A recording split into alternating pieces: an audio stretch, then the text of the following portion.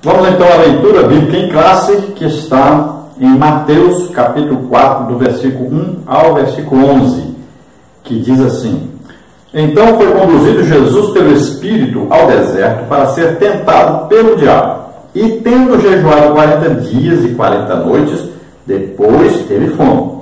E chegando-se a ele o tentador, disse: Se tu és o Filho de Deus, manda que estas pedras se tornem pães. Ele, porém, respondendo, disse: Está escrito, nem só de pão viverá o homem, mas de toda a palavra que sai da boca de Deus. Então o diabo transportou a cidade santa e colocou-o sobre o pináculo do templo. E disse-lhe: Se tu és o Filho de Deus, lança-te daqui abaixo, porque está escrito: Aos seus anjos dará ordens a teu respeito, e tomar-te-ão nas mãos, para que nunca tropeces em alguma pedra. Disse-lhe Jesus: Também está escrito: Não tentarás o Senhor teu Deus. Novamente o transportou o diabo a um monte muito alto, e mostrou-lhe todos os reinos do mundo e a glória deles. E disse-lhe: Tudo isto te darei, se prostrado me adorares. Então disse-lhe Jesus: Vai-te, Satanás, porque está escrito: Ao Senhor teu Deus adorarás, e só a Ele servirás. Então o diabo deixou, e eis que chegaram os anjos e o serviram. Glória a Deus. Então a leitura bíblica será comentada durante nosso estudo da lição. Vamos ver então a introdução, para que nós possamos iniciar então no assunto de hoje, que é sobre a tentação. A introdução da lição diz assim: há certo paralelismo entre os 40 anos de peregrinação de Israel no deserto e os 40 dias e as 40 noites em que o Senhor Jesus jejuou no lugar ermo. A diferença é que Israel não passou no teste e Jesus foi o vitorioso sobre Satanás. Esses dois cenários têm a ver com nossas escolhas e atitudes na jornada de nossa vida espiritual. Então aqui o comentarista, pastor Ezequias, achou aqui um paralelo, entre aqueles 40 anos que Israel peregrinou no deserto, a caminho de Israel, e esses 40 dias e 40 noites que Jesus passou no deserto e também foi tentado durante esse período. Também nós podemos achar aí um paralelismo bem assim claro, que é na tentação de Eva e Adão. Ali nós vamos ver como que entrou o pecado no mundo, e nós vamos ver que a tática que Satanás usou lá é a mesma tática que Satanás usou para tentar Jesus no deserto. Então a diferença grande é que ali Eva começou a conversar com Satanás, só que Jesus também conversou. Mas veja só, Eva falou coisas erradas. Ele não repetiu, não falou a palavra de Deus correta para Satanás. E nem exerceu qualquer autoridade sobre Satanás. Já Jesus usou a palavra de Deus. E ele exerceu a autoridade. Pode ver que na terceira vez ele diz: vai de Satanás. Ele deu uma ordem. Ele resistiu o diabo. Então é completamente diferente. Por isso que Jesus venceu. Então nós temos que olhar aí a diferença de atitude aí é que vai fazer o crente vencer ou não. Eva, mas estava cheia do Espírito Santo, trocou a palavra de Deus, mudou a palavra de Deus, não falou corretamente o que Deus tinha dito. Isso demonstrou o quê? Fraqueza, falta de autoridade. Ela também não era a autoridade superior, era Adão a autoridade superior. Ali Jesus, sendo tentado, citou corretamente a palavra de Deus e usou a autoridade. Ele estava cheio do Espírito Santo e ele usou a autoridade. Ele disse: vai de Satanás. Então veja só que é bem diferente aí os diálogos. Então nem Eva venceu, nem Adão venceu, nem o povo de Israel no deserto, porque murmuraram, foram contenciosos, tentaram a Deus e perderam a batalha espiritual. Eles não entraram na promessa, não entraram na terra prometida. Passaram 40 anos andando pelo deserto e sempre reclamando, sempre murmurando, sempre tentando a Deus, sempre pecando contra Deus. E eles perderam essa luta espiritual. Já ao contrário, Jesus venceu e nos ensina como vencer. Vamos ver então, tópico 1, a tentação. Os termos tentação e tentar na Bíblia aplicam-se tanto no campo secular como no campo religioso. Vamos analisar o assunto partindo dos significados e sentidos dessas palavras, levando em consideração o contexto das várias passagens bíblicas. Então, tentação ou tentar, nós vamos ver que existe aí, tanto fora da religião como dentro da religião, um sentido para essas palavras, e no original hebraico e no original grego, nós vamos ver que as palavras aí, em alguns lugares, ela tem um significado, em outros lugares, outro significado. Então, em alguns lugares, a mesma palavra tentação no hebraico, nós vamos ver que tem lugar que ela significa provação, como é o caso do Abraão, e tem lugar que ela significa o quê? Tentação de Satanás, que é, por exemplo, em Refidim. Olha só, existe a diferença, é a mesma palavra, mas com sentidos diferentes. Então, na hora de traduzir, tem que aquele que vai traduzir ver o contexto, né? E saber, isso aqui veio de Satanás ou de Deus. Se é de Satanás, é tentação. Se é de Deus, é provação. E aí nós vamos ver, no grego, então a tradução que foi feita então, do hebraico e algumas partes do aramaico. Então nós vamos ver que nestas traduções que houveram, né, a principal é a Septuaginta, 70 homens aí, né, foram escolhidos, chamada tradução dos 70. Então, essa tradução do hebraico, o aramaico, para o grego, a palavra usada vai ter que ter também os dois sentidos. Quando é Deus, então, provação. Quando é Satanás, tem que ser o quê? Tentação. É diferente. Então, você veja a palavra tentado, né? Olha a palavra peirazo, você vê aí no original, isso aí está lá no dicionário Strong. Então você vê aí, tentado, e a palavra peirazo aí, como é que foi traduzida. Então o significado é o quê? Tentar fazer uma experiência com alguém, né? Um teste com o propósito de apurar sua quantidade, ou o que ele pensa, ou como se comportará. No mau sentido significa o quê? Testar alguém maliciosamente, pôr à prova seus sentimentos ou julgamentos com astúcia. Tentar ou testar a fé de alguém, virtude, caráter, pela incitação ao pecado.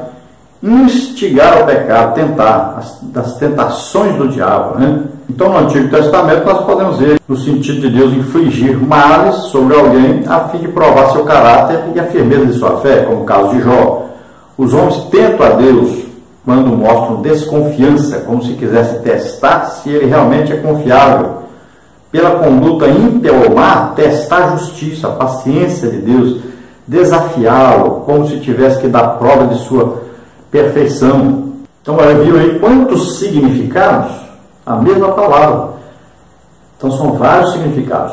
Tudo que você vê na Bíblia, no original, as palavras têm vários significados. Então, o que acontece? Muitas vezes a pessoa faz aí uma tradução da Bíblia, né? Quanto mais moderna, mais cheia de erro tem. Por quê? Porque as pessoas fazem traduções da Bíblia e, de acordo com a sua denominação, de acordo com a sua crença, se ele não é pentecostal, ele escolhe uma palavra para apoiar a sua linha de pensamento, a linha de pensamento da sua igreja. Se ele é pentecostal, ele escolhe outra palavra. Ele pode fazer isso? Pode, porque existem várias palavras aí que vão dar o sentido daquela palavra no original. E aí a pessoa, se não vai usar o contexto bíblico, então incorre no erro de usar a palavra errada. E pode ver que até na nossa Bíblia pentecostal existe esse problema, porque foi traduzido em alguns lugares, né? Por exemplo, tentou Deus Abraão. Não tentou Deus Abraão. Deus provou Abraão. Então, na hora de traduzir, houve esse problema aí para o português, né? A palavra devia ser traduzida como provação, foi traduzida como tentação. Então, subtópico 1, aprovação de Refidim. O substantivo tentação significa literalmente teste, provação, instigação. Na contenda paradigmática de Refidim no deserto, temos o significado dessa palavra. Chamou o nome daquele lugar Massá e Meribá, por causa da contenda dos filhos de Israel, e porque tentaram ao Senhor, dizendo: está o Senhor no meio de nós ou não? Êxodo 17:7. O vocábulo hebraico Massá significa tentação, e Meribá quer dizer contenda. Os israelitas estavam testando o próprio Deus. A Septuaginta traduz Massá por peirasmos, ou tentação, a mesma palavra usada no Novo Testamento grego. O enfoque do termo aqui é sobre a ideia de instigação ou sedução para o pecado. Mateus 6:13, 26:41. Então veja só, a palavra Refidim, ela traz para nós o sentido de quê? De águas, né? De fontes de águas. Coisa boa. Mas o que aconteceu ali? O povo murmurou, o povo começou a contender com Moisés, né? Que na verdade era um representante de Deus, então estavam contendendo com o próprio Deus. Começaram a tentar Deus, chegaram ao ponto de dizer: será que Deus está no nosso meio mesmo? Será que é Deus que nos trouxe aqui mesmo? Se é Deus, como é que nós estamos passando aqui tribulação, passando esse aperto, passando aqui sede? Eles deveriam ficar tranquilos, confiarem em Deus, né? Senão Deus vai resolver a nossa situação. Tantos milagres que Deus já fez, milagres no Egito, abriu o Mar Vermelho, tanta coisa que Deus já fez. Então vamos confiar em Deus e Deus vai tomar providência. Ele sabe que nós estamos com sede, estamos precisando de água. Mas não, fizeram o quê? Disseram: será que Deus está entre nós mesmo? Olha só, duvidando, sendo que Deus já tinha feito tanta coisa por eles. Nós criticamos este povo, mas nós fazemos a mesma coisa. Quantos milagres nós já vimos aí Deus fazer? Quantos milagres Deus já fez na nossa vida? E daqui para ali a gente está: será que Deus se lembrou de mim? Será que vai lembrar? Será que vai resolver minha situação? Será que vai me ajudar? Parece que Deus não está vendo, né? E a gente acaba fazendo a mesma coisa. Então você tem que decidir, né? Na hora, ou vai ser Refidim, aí o que é? Fontes de águas, maravilha, bênção de Deus, ou vai ser Massá, ou seja, você vai tentar Deus, ou Meribá, você vai ficar aí reclamando o tempo todo.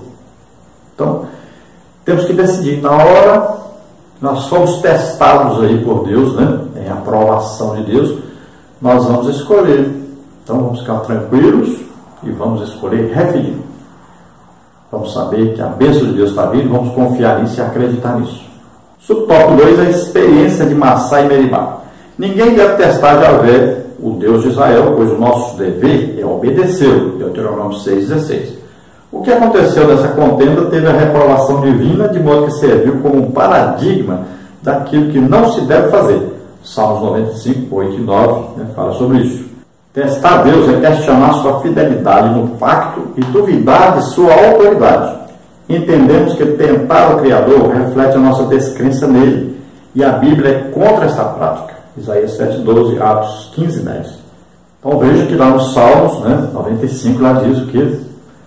Que você não pode endurecer o coração para Deus, não pode ficar reclamando, murmurando, não pode entrar em contenda com Deus. Então você deve se submeter à vontade de Deus, deve ficar em paz, né? Tendo fé, confiando que Deus está vendo e vai solucionar, vai nos ajudar, como tantas vezes ajudou. Então no Salmo 78 você vai ver que eles estavam indo para Israel, iam levar ali no máximo um mês para chegar, mas não confiaram em Deus, voltaram, tiveram que seguir por outro caminho por causa da falta de fé em Deus, duvidaram de Deus. E veja que em Atos 15:10 é falado aí que os líderes estavam tentando o povo de Deus, os gentios que aceitavam Jesus como Senhor e Salvador. Veja bem que foram acusados de tentar a Deus quando exigiram das pessoas coisas que eles nunca fariam, não poderiam fazer, porque eles não eram judeus. Então foi considerado aí como uma tentação a Deus. Então aquele povo tinha um pacto, aliança com Deus. E não precisavam se preocupar. Deus cuidaria deles. Jesus disse, por que você está preocupado com o que você vai comer, com o que vai vestir? Olha lá. Veja lá, os passarinhos trabalham para comer. Já viu passarinho com enxada nas costas? Não. Mas Deus cuida deles. Olha lá, os lírios do campo, que roupa mais linda. Nem Salomão teve a roupa como essa. Quem deu? Deus. Por que você está preocupado com isso? Se Deus cuida de passarinho, de flor, imagine de nós. Então, fique tranquilo, fique em paz, confie em Deus.